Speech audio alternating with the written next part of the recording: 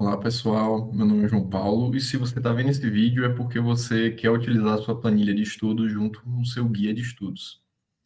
Eu vou usar aqui de exemplo a planilha regular fiscal, mas serve tanto para os guias regular fiscal, regular controle e planilhas específicas de pós-digital, também como os sprints. A ideia aqui é passar algumas dicas operacionais de como você vai utilizar a sua planilha, mas também de como organizar o seu próprio estudos através dela. Nós estamos aqui na planilha regular fiscal na aba geral. Você repara que ela já vem com 90% de zoom, mas você pode alterar à vontade, a depender do tamanho do seu monitor, da sua necessidade. A planilha, a aba geral, ela não tem nenhum espaço para edição por parte do aluno. Ela apenas traz as informações de outras abas. Então, ela vai ser o momento de você acompanhar o que está acontecendo com o seu estudo. Você observa que tem aqui o controle de conteúdo, e o controle de questões, tanto geral por matéria, como o controle específico por bloco. Também um total de resolução de questões. Na parte 1, no caso do guia regular, fica o controle de conteúdo. Você tem cada disciplina em diferentes colunas e a indicação do bloco de revisão que cada conteúdo faz parte. Você repara que você clicando no botãozinho na setinha da aula, você tem tanto o OK como o Have em relação a algum conteúdo. Ambos preenchem a barra de avanço no conteúdo da planilha geral. Por exemplo, vocês viram que o progresso aumentou aqui. Se fosse tudo have, estaria com o mesmo progresso. Qual é a diferença do OK e do have? O OK do have é um controle do próprio aluno. Por exemplo, se esses tópicos foram estudados por mim e estão no meu ciclo de revisão, quando eu acompanho isso aqui, eu sei que eu não preciso voltar na teoria, eu preciso manter revisando esse conteúdo.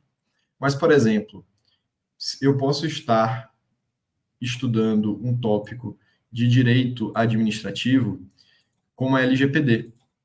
Eu já estudei a LGPD em algum momento, já estudei a teoria, já fiz questões, mas já faz meses que eu não fiz uma prova que caía LGPD. Então, no controle de conteúdo de um guia pós-digital, por exemplo, eu acompanho com o Have, dizendo que eu já estudei esse conteúdo, às vezes eu já tenho até algum resumo, um material de revisão. Ou seja, ele não é um material inédito, mas é um indicador para mim que eu tenho que revisar esse conteúdo, seja lendo um resumo, etc. E, ao mesmo tempo, preenchendo a barra de controle de conteúdo. Isso se aplica analogamente nas 3 abas, no caso do guia regular fiscal. Então, no caso da planilha regular fiscal, se você está começando, eu já manteria um controle aqui do controle de conteúdo para você ver o seu progresso. Se você já é um aluno que já tem um avanço maior, etc., e começou a usar os guias agora, também é uma boa ferramenta para você acompanhar suas lacunas nas mais diversas disciplinas ao longo do seu período de estudos. Já nas planilhas de pós-edital, é interessante para, assim que você receber a sua planilha do guia, você saber em quanto do seu edital você já progrediu em questão de conteúdo. Pois bem, vamos agora para a aba de questões. O controle de questões é onde se mostra a única diferença entre a planilha na versão Excel e na planilha versão Google Sheets. Na planilha versão Excel, você tem hiperlinks para os cadernos. Os que estão em azul, se você clicar aqui, vai prosseguir para o link do seu caderno específico daquele bloco.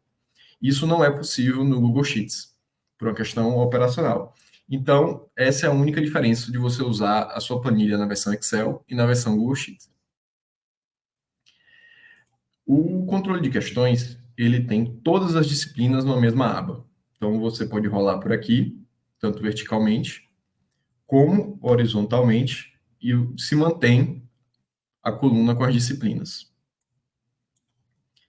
Então, por exemplo, na disciplina de raciocínio lógico, você está fazendo questões da FCC e você acertou 35 questões e você errou 5.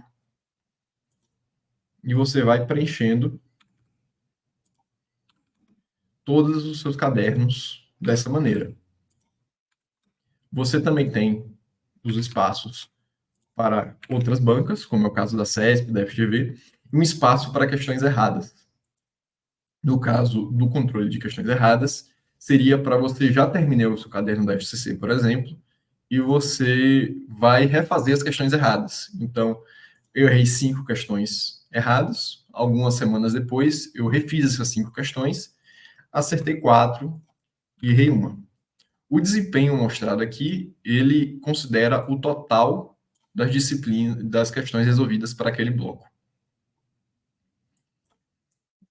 Da mesma forma, você continua em todas as suas disciplinas, preenchendo seu desempenho ao longo do tempo.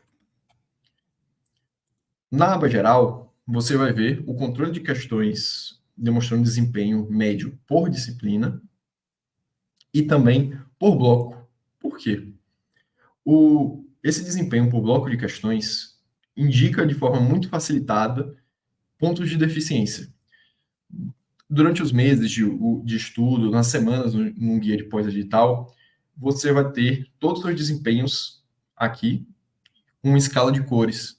Então, os blocos de menor desempenho, eles vão ficar bem claros de serem observados. Por exemplo, digamos que eu fiz 10 questões, só acertei 4. O controle de questões por bloco vai indicar que você tem uma necessidade de revisar esse bloco de conteúdo. A primeira coluna indica o desempenho total da disciplina, é o mesmo do gráfico de cima, e você tem os individuais.